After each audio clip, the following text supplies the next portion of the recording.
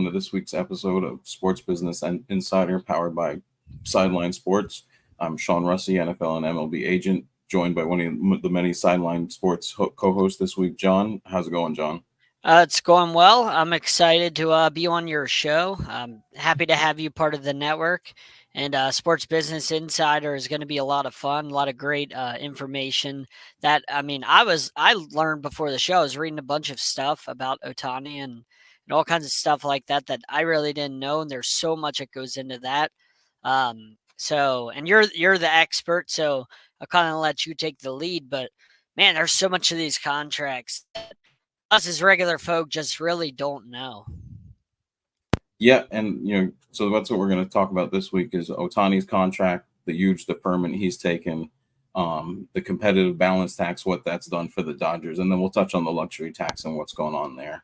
But kind of to start with Otani's deferred money, as everybody's seen it well publicized, the deferment is $680 million of the $700 million contract, and it defers in 2034.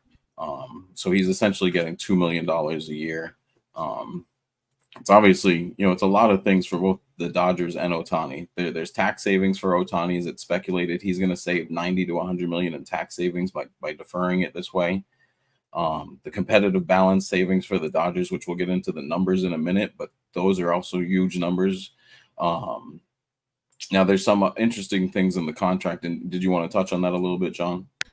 Yeah, I mean, this is really interesting. Like I said, there's so many layers of this contract.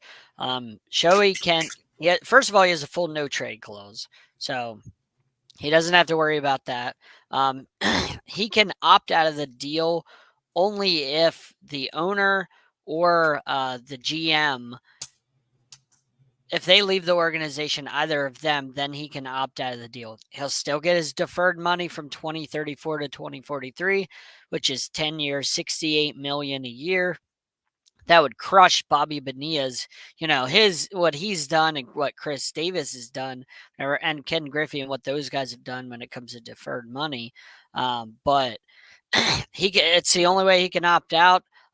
He gets a suite at every home game.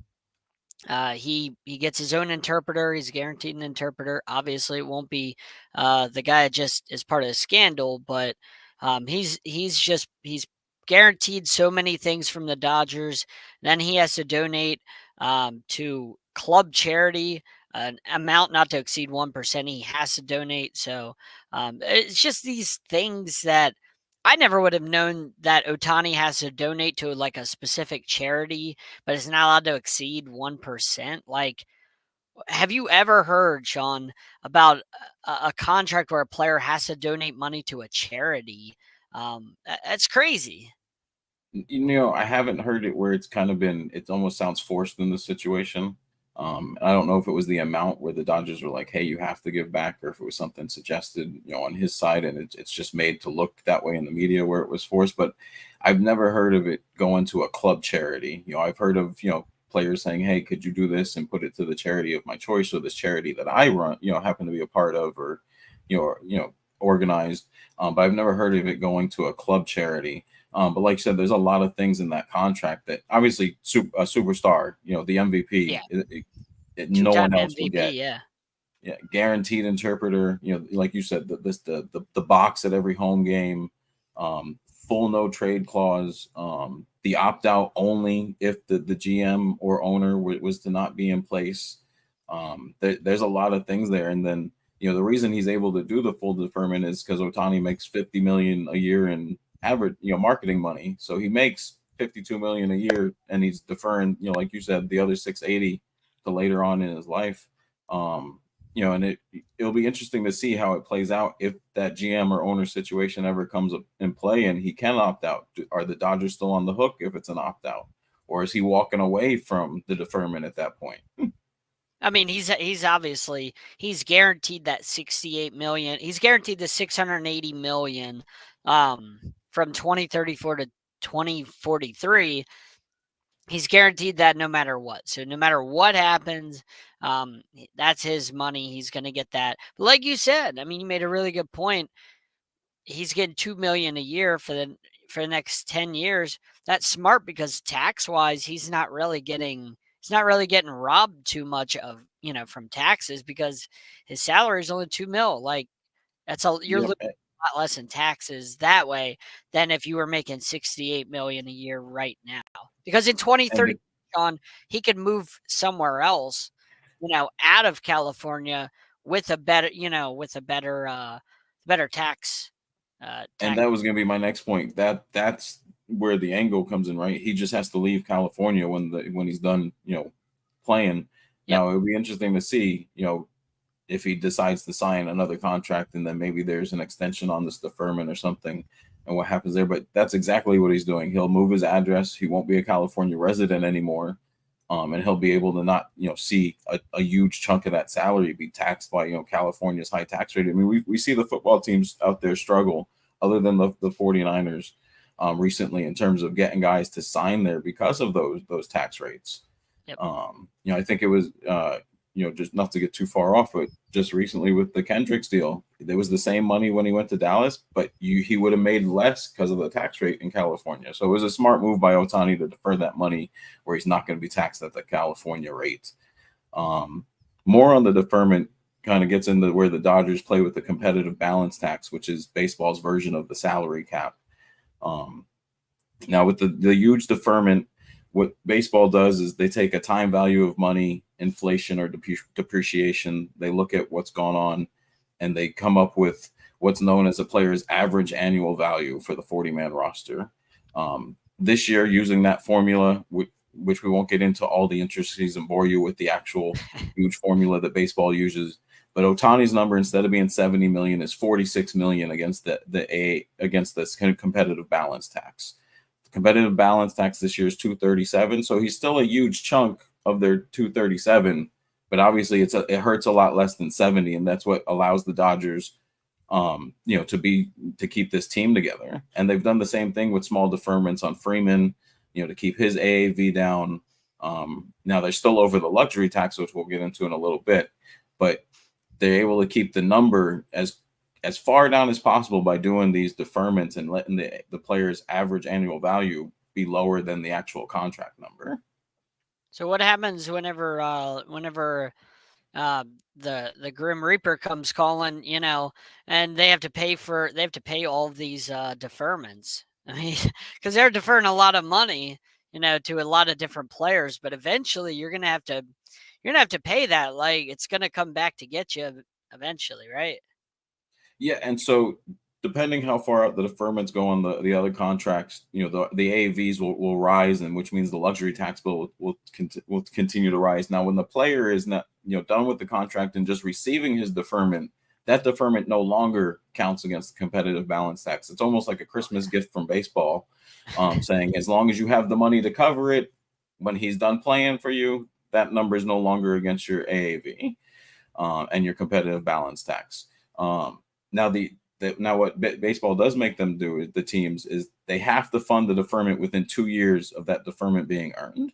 So they have to have the money available to be able to put it even into the contract. So the first 2 years, in 2032, when Ohtani is going to be due the money 2 years later, they have to put in that first 68 million into where does that go? Where does that 68 million go?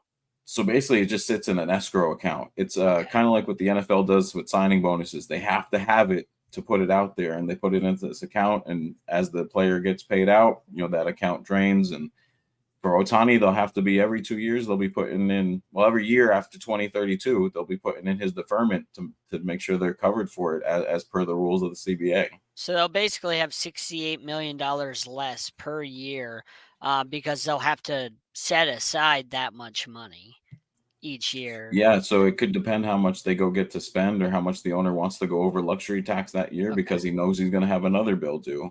And I think that's where some of the confusion comes in with the Bobby Bonilla holiday. Because everybody thinks, well, the Mets have been paying him all this time. He's been against the competitive balance.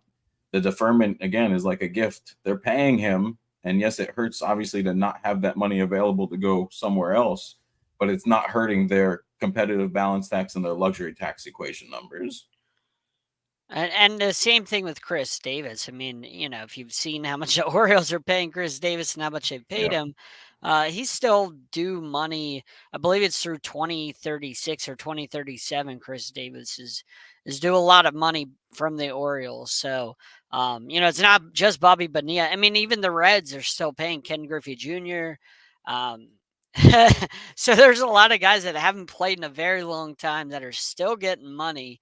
Guys we haven't heard their names in a long time, still getting paid No, by and clubs. that's why I think when fans don't understand that money, while it's not counting in this competitive balance tax, it's affecting the team's ability to make moves and maneuver in certain ways because of that money having to be paid out and having to be locked up. And especially in a small market where maybe you're struggling already and ticket sales are not well, it's going to make a lot of impact on your free agent decisions and how much money you decide to spend. Now they restructure it in the NFL a lot. We see that. Do they do the same thing in baseball? Can they restructure? Is that a thing in baseball? Because we see it all the Uh, time in football. it's not as common in baseball. I think what you see in baseball is more what the Yankees have done and kind of trade a guy off towards the end, eat a chunk of the contract, continue to pay him, but then let the other club decide if they want to re-sign him or just keep him at the rest of what's due on the actual contract from the other team. Oh, We saw it with David Justice, way back when is a name I can remember. They, traded him to the A's, but they were paying 80% of his contract. So I think that's what you see more in baseball is, because like you said, this money is guaranteed. They have to figure a way where they're going to pay it. Even if they decide to waive a guy, they still have to figure a way they have to pay it. right. And Yeah. that's what would, when the Mets waived Bonilla, they were still on the hook for about $6 million, and they didn't want to pay it at the time. And that's where his deferment settlement came in, and why he's still getting paid to 2035. But it was because they didn't want to pay him on being waived at the time. But if they had traded him, most likely the Mets would have eaten 75 to 80% of that salary immediately.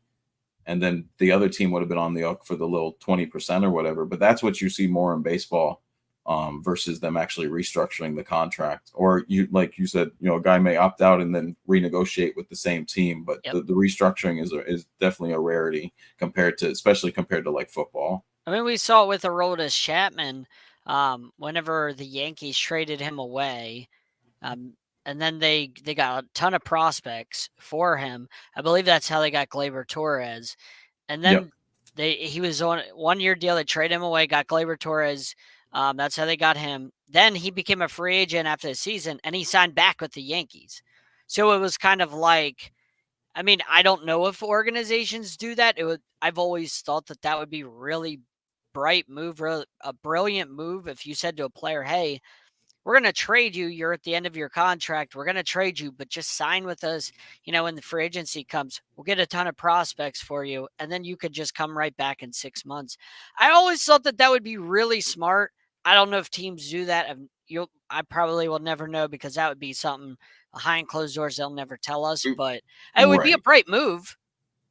Yeah, no, and it's funny you bring that up because I was just, reading up on some of the upcoming free agents or guys that could possibly, be traded this year. And Pete Alonso is a name that's coming up, especially with New York struggling so much. And the comment was, yeah, they could trade him and they could sign him back this off Yeah, get a season. bunch of prospects and then bring them right back. But that, kind of leads us to what we kind of touched on the Otani is this competitive balance tax. And this is baseball's version of the salary cap.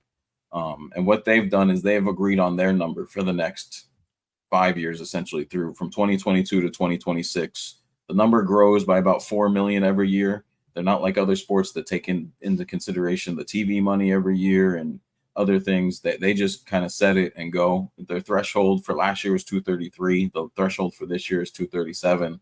And I believe in 2026 it ends around 244. So it's not huge increases like we've seen in the NFL or in the NBA, thanks to TV deals and because they have a salary cap compared to a balance tax. Um, and as we touched about, what the balance tax is they take every player on the 40 man from every team, every player benefit that was earned, whether that's a bonus, a roster bonus, all that comes into play, and they take the averages of every team and they come up with that 233 million number, the 237 for next year, and so on. When you exceed that tax, which is by team's choice, you're now in the luxury tax threshold. And obviously, a lot of the teams like the Dodgers, the Mets, the Yankees have been notorious for going over the CBT tax. But again, baseball allows it. They're in a bigger market, and it kind of allows them to be more aggressive. But there's penalties that then come into play that then just kind of like a deferment affect the team's money to have that flexibility. Um, the penalties can range from anywhere from 20% all the way up to 50%. And then there's also penalties on how much over the competitive balance tax you're over. This year, it's been well publicized. The Mets luxury tax bill is $101 million, a record luxury tax bill for a team that was essentially dead last in their division. Obviously very disappointing, sold off all their free agents. But that tax bill, because now this is their third year in penalty, they have a 50% tax on it, plus 60% for being so far over the tax. So, as an agent, how does like what you're talking about, the luxury tax, if a team is over, they've been over, how does that affect whenever you and a client that you represent, whenever you're negotiating for them, how does that affect the negotiations if an organization has continually been over and they have their penalties? Like, do you have to take that into consideration whenever you are negotiating on behalf of a client? I think it is something you definitely have to take into consideration, because then maybe you look at something like, hey, we want a no trade clause because you guys are in this threshold where maybe you're going to start looking at cutting costs or cutting guys. We saw the Mets have that fire sale last year. Verlander, Scherzer, it's essentially everyone they had signed in the offseason, they traded off. And that was a lot about getting as far under the tax bill for this coming season as possible.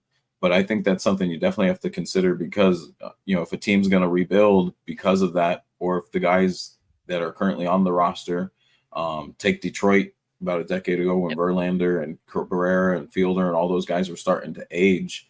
I think you have to take all that into consideration, especially for the client, just to say, hey, we can go here, but understand, they've been in the tax for this many years. This is their current situation. But if the team decides, or doesn't start, is not competitive, they may decide, hey, what salaries can we get rid of? Who could we waive? Now, there's nothing an agent can do about, getting a waive clause in there, other than, making sure there's money that comes if a player gets cut.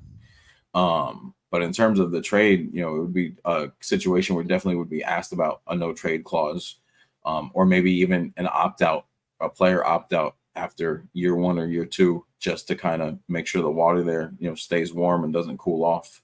Yeah. But that would be pretty much the only control an agent could kind of try and take over the situation for his client is the trade situation. Okay. All right. That's it's very insightful, very helpful, because you are an agent. So, hearing from you, you're the one that's able to kind of give us insight on how all that works. I noticed that you, in our notes, you put that since the luxury tax started in 2003, Yankees have been over 16 times, Red Sox every year, Dodgers 9 times, Cubs, Astros, Giants half a dozen each. It's funny. The Rangers are in there. The Braves are in there. The Phillies are in there. The Dodgers are in there. Yankees are in there. Red Sox in there. Those teams all that I mentioned, and a couple other are in there, but all those teams I just mentioned have won World Series. So, Yeah. despite them being over all those times I just mentioned, most of the teams that have been over have won at least one World Series. So, it Yeah. doesn't And really seem, this to is the affect. Rangers' first year over, and they happen to win, and they weren't that far Yep. over. Their penalty was only 1.8 million, and you're taxed on every dollar over the CBT. So their penalty was small, but this is their first year over. This is the Braves. Also, first years their bill was small, 3.2 million. And when you look at those situations, not only did they obviously manage their payroll and their finances well in terms of how they acquired players, but it also means they developed their minor leagues well, and they had enough young contracts on there where they didn't have to go, the Mets and the Yankees and the Dodgers way in terms of, grabbing superstars and just sprinkling in a rookie or two. And I think when you look at the guys who are constantly over the competitive balance tax, it's the major markets. You don't see the smaller markets constantly over the They competitive can't balance afford tax. it. Yeah. And they really, like you said, they just can't do it. Can you imagine a team like Milwaukee or even the Miami Marlins or having the a $68 Rays. million extra, or the Tampa Bay I mean, Rays, having a remember whenever they $100 had to get million tax bill? yeah, It they had to get rid wouldn't of be able. they had to get rid of Evan Longoria whenever it was time for him to get a big contract. They had to get rid of him. And that we've seen a team like the Rays get rid of guy after guy. I mean, they got rid of Snell. They've gotten rid of everybody. Like anytime a guy's come up for a contract for the Rays, boom, he's out the door because they just can't afford it. They can't afford to go over the luxury tax. So I mean, we've seen it with the A's many times, like you said. I mean, how many times? Or the Marlins. Marlins won 2 World Series. 97, they won it. Then they sold off their team, like basically everybody Hmm. on their team. 03, they won a World Series and then did it again. So, yeah. Yep, and that was the year the luxury tax started, so they sold off real quick before all this came into play. And both those teams that they put together were superstar teams. Yeah. They had enough firepower, and they were spending money at those 2 years. But yeah, those small markets just can't go into those type of pockets and then expect the next year to be able to rebuild with free agency with whatever holes you end up having from whoever leaves it every year. Um, but yeah, I think it's interesting to see that the owners they put this competitive balance tax obviously to have more parity, and I think baseball kind of every year there's a lot of up and down, even with free agent movement sometimes being stagnant for some markets. I think a lot of markets do a good job of scouting in terms of the smaller teams. We've seen Tampa Bay really hone down and perfect the scouting to per se, of what Oakland did, earlier on, in the early 2000s. And Tampa Bay's kind of perfected that in terms of finding guys that just kind of work in a system. Even guys, a lot of us may have never heard of them other than the few notable guys they have all the time. But it's not like they have 4 or 5 notable guys. It's like 1 or 2. And like you said, when those guys come up on contract because of this luxury tax, they have to kind of make a decision. Do we do this even for a few extra years with him, or do we just trade off and get more prospects and start over again? And And I that's what think they've that's kind of Yeah, that's go what they've ahead. done every year. I mean, they had the Ben Zobrist of the world. Um, I mean, they've had the Randy Rosarina, which they still have. They had Kevin Kiermaier. Like they've had so many guys. Scott Kazmir, like most of their guys that they've had. Evan Longoria, even he was a top overall pick. Um, he really he hasn't done anything since he left the Rays. Most of those guys that they've had didn't do anything when they left the Rays. So it just seemed to work. Brandon Lowe, like nobody's ever heard of Brandon Lowe, Yeah. guys like that, but they make it work. Ben Zobrist, what nobody heard of him, and he Yep. was a really good player for a long time. So like the Rays have done a good job of just continually like shop a guy, get prospects, make it work, and do it all over again. They did it with Joe Madden. They've done it with Kevin Cash. Year after year, it doesn't matter who they have. It's a new guy out one and Yep. in next. And I think that's kind of what you see going on now is they're obviously maybe not the top of that division anymore. They'll stay near the top. But they're kind of going through one of their rebuilds now that they've gotten rid of that original pitching staff from a couple of years ago, I mean, essentially. they won what Um, 99 games last year. They were 2 behind my Orioles, in the division. Like, yeah. So yeah, they started out eh, 13-0. yeah, no, and again, I think it's just from when you get to the playoffs with that team right now, they're just not as strong as they used to be. But again, in a year or two, they're going to be right back to the top, maybe competing for another World Series. But then we'll see them shuffle a couple of the guys that are coming up for contract and kind of stay where they need to stay financially. And I think that's maybe the misconception is with the competitive balance tax is it's supposed to create more parity, and the smaller markets should be all more competitive. But the problem is as much as the owners, could spend it, they really can't. There's not that, like you said, there's not that profit that's coming in, not from merchandising, not from marketing, not from ticket sales, that you're getting, from Boston, from New York, from the California markets. You're just not getting the same stuff in Milwaukee and Cincinnati, Miami, Tampa. You're not getting those same numbers, so it's hard to say that these teams should exceed the competitive balance threshold, when just it doesn't make sense. And and then obviously these owners can get called cheap or whatever, but it's not them being cheap. It's honestly they're keeping their team as in shape as possible to compete and not have a huge bill like these other teams are facing. That obviously then hurts you. You have $100 million tax bill. What kind of team are you putting on the field for the next couple of years? Yeah, I mean, there's nothing you could do about that. And whenever it comes to, I mean, like what you were saying, you basically have to hit on all of your draft picks year after year. Not only have to hit on your draft picks, you have to be able to develop your draft picks, because it's not like the NFL where, I mean, there's only 7 rounds. Like baseball, there's a lot of rounds, and you have to hit on your picks, and then you have to develop them, and they have to stay healthy, and they have to come from single A, double A, triple A, then finally get to the majors. If it's a pitcher, like, you got to hope his arm holds up. You got to hope he doesn't need Tommy John surgery. Like, there's so many more facets to developing, drafting, and developing uh, talent in baseball than any other sport, because of all of the minor league levels there are.